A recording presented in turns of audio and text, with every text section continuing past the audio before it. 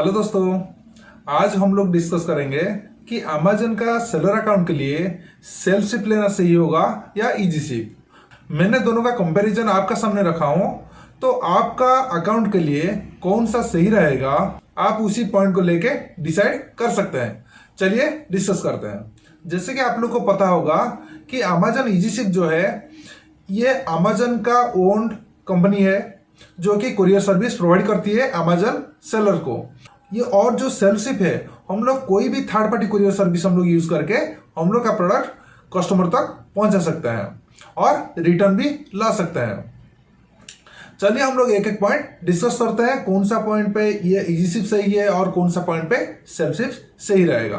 First point ये है कि जो प्रोडक्ट आपका इजी शिप का अंडर पे रहेगा वो प्रोडक्ट का ऊपर कस्टमर को दो पेमेंट ऑप्शंस दिखा सकती है।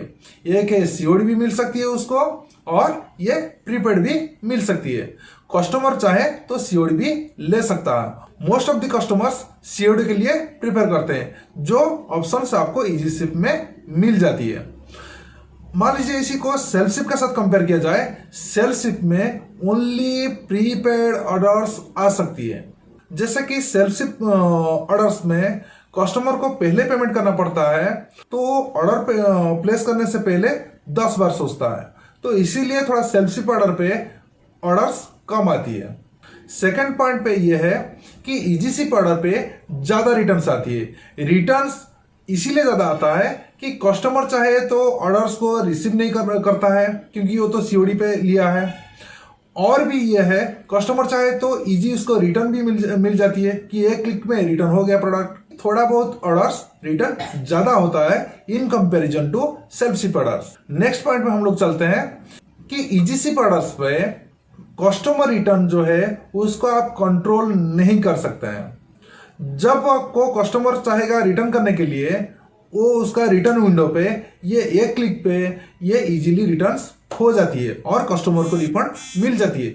बट ये सेल्फ शिप ऑर्डर पे या प्रीपेड ऑर्डर्स पे आप उसको थोड़ा कंट्रोल कर सकते हैं। कैसे ना, आप मान लीजिए जो रिटर्न रिक्वेस्ट कस्टमर्स दे रहा है आप उसको मैनुअली अप्रूव में डाल देंगे।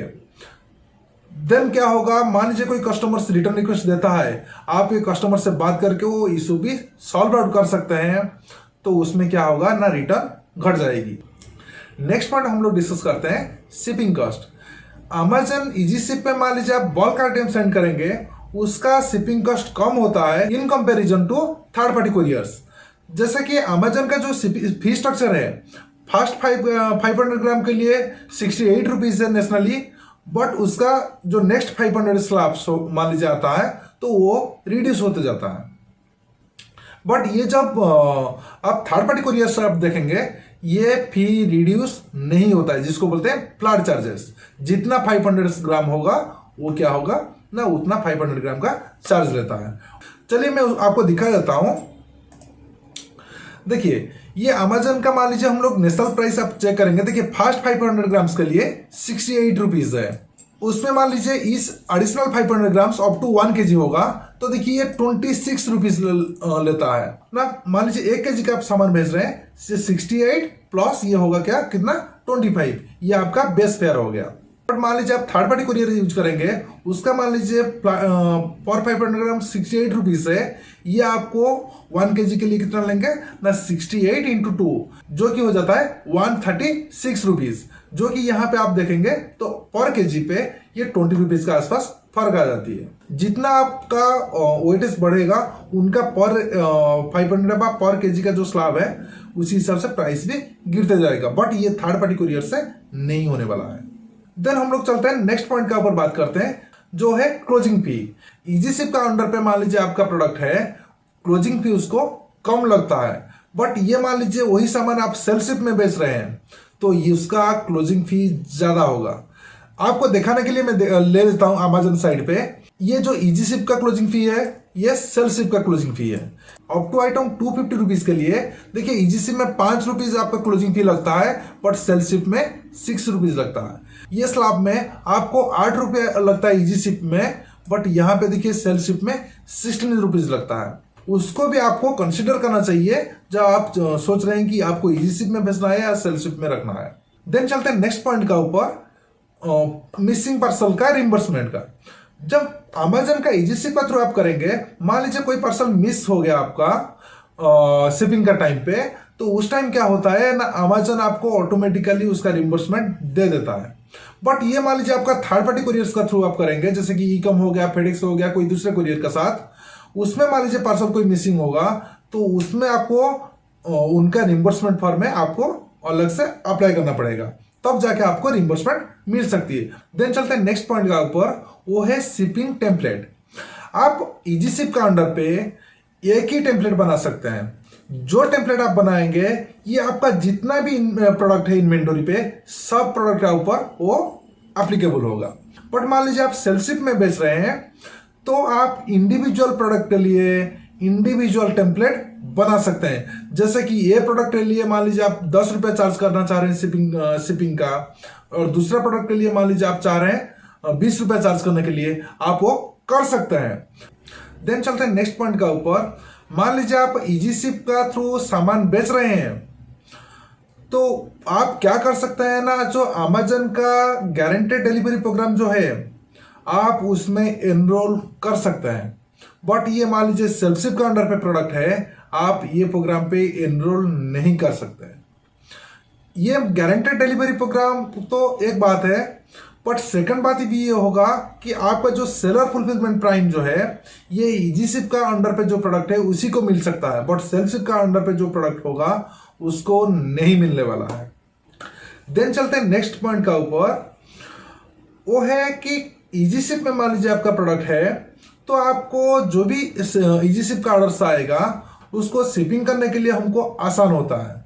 ओनली आप शेड्यूल कर दीजिए, कोई फॉलोअप लेने का जरूरत नहीं है, ऑटोमेटिकली अमेजन का कुरियर एजेंट बंदा आएगा, वो पिकअप करके ले जाएगा, इतना झंझट नहीं रहता है।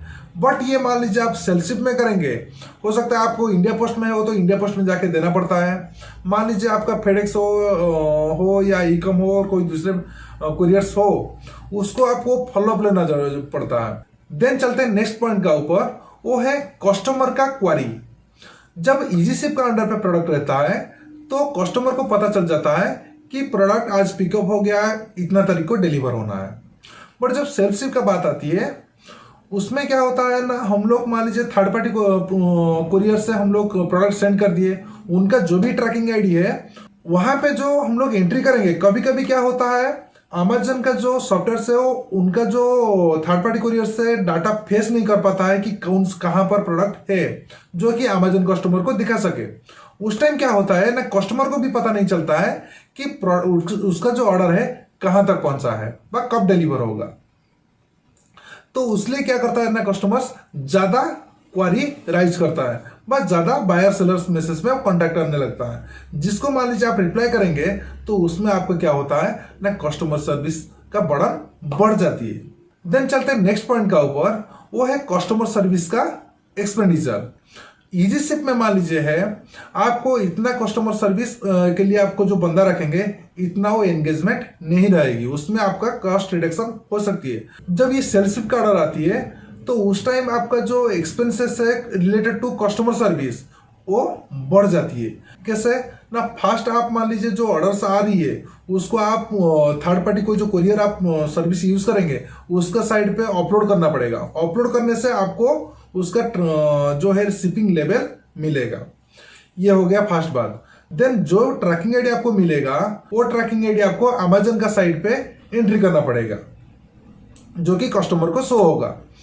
थर्ड काम क्या होता है कि जो भी पार्सल आपका जा रही है, उसको आपको फॉलोअप लेना पड़ेगा कि कौन सा पार्सल फंस तो नहीं गया है, कि कस्टमर को डिलीवर नहीं हुआ है या डिले डिलीवरी हुआ है। नहीं तो क्या होगा, मान लीजिए आप 10 तारीख को डिलीवर करने वाले थे, मान लीजिए थर्ड पार्टी कुरियर 12 तारीख को डिलीवर कर रहा है, कस्टमर हो सकता है वेट न करके वो क्या कर सकते हैं, ऑर्डर भी कैंसिल भी कर सकती है, तो वो झंझट है।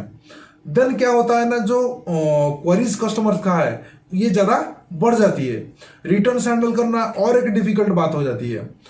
इतना सब झंझट में आप फंस जाएंगे। बट आपका पास सही से मैन पावर है उसको हैंडल करने के लिए, आप उसको कर सकते हैं। जितना सारे फैक्टर्स मैंने बताया, उसी को कंसीडरेशन करके आप आपका जो अकाउंट है सेल्फ शिप में भी जा सकते हैं, नहीं तो इजी शिप में भी जा सकते हैं, नहीं तो दोनों को कंबाइन भी कर सकते हैं। बट ये सब चीज को आप कंसिडर करके सोचिए कि क्या करना सही रहेगा।